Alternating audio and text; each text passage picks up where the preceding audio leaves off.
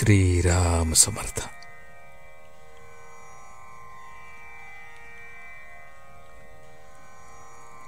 अंतरंग ओळखायला स्वतःपासून सुरुवात करावी.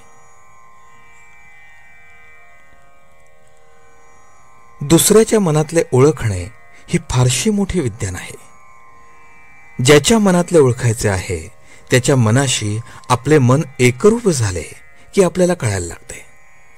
पण अंतःकरण शुद्ध असेल तरच हे साधेल. हे साधण्याच्या काही क्रिया असतात. त्या क्रिया चालू असतात तोपर्यंत ती शक्ती राहते. त्या क्रिया बंद झाल्या की ती नाहीशी होते.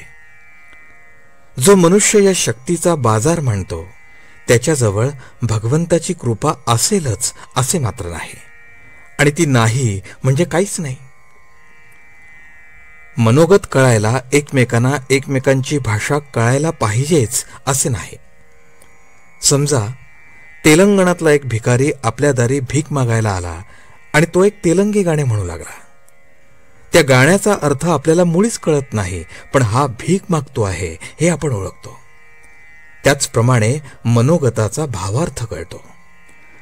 प्रत्यक्ष वाक्याचा अर्थ कळला नाही तरी हरकत नसते. ऐकणारा खऱ्या उत्सुकतेने आला असेल तर सांगणाऱ्याचा भावार्थ त्याला आपोआप कळेल. पण ऐकणारा तसा आला नसेल तर सांगणाऱ्याने स्पष्ट सांगून सुद्धा त्याला कळायचे नाही. तत्वज्ञान हे कायम आणि कधीही न बदलणारे आहे. स्थलकालानुसार निराळ्या भाषेत ते मांडावे लागते इतकेच. समजा आपण गाडीत बसून दिल्लीला चाललो आहोत. गाडी दर क्षणी पुढे पुढे जाते, पण आपण आपल्या जागेवर बसूनच असतो. त्याप्रमाणे परिस्थिती सारखी बदलत असते.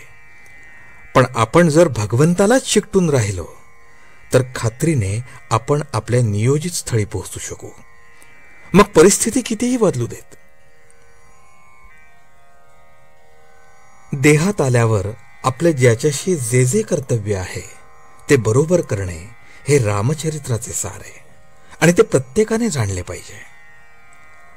रामासमोर जाऊन मी अमुक अमुक करीत आहे असे त्याला सांगावे आणि आपल्या कार्याला लागावे. भगवंताला स्मरून काम करत असताना जे योग्य दिसेल ते त्याच्याच इच्छेने आहे असे समजून काम करावे. जो असे करील त्याला समाधान झालेच पाहिजे.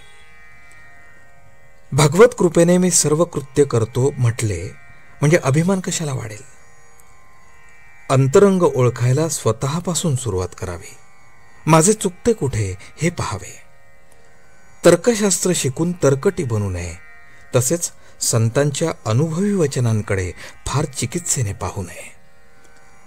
संतांचे सांगणे अगदी सोप्या भाषेत असते. गंमत अशी की भगवंत आहे की नाही इथपासूनच लोक चिकित्सेला सुरुवात करतात आणि मोठ्या घोटाळ्यात पडतात, आणि शेवटी आहे तिथेच थांबण्याची त्यांच्यावर पाळी येते. म्हणजे त्यांची प्रगती खुंटते. याकरता भगवंताचे बूड कायम ठेवून चिकित्सा करावी. आजचे बोधवचन. देहरूप गावाहून रामरूप गावाच्या प्रवासात रामनाम हीच उत्तम शिदोरी होय. जानकी जीवन स्मरण. जय जय राम.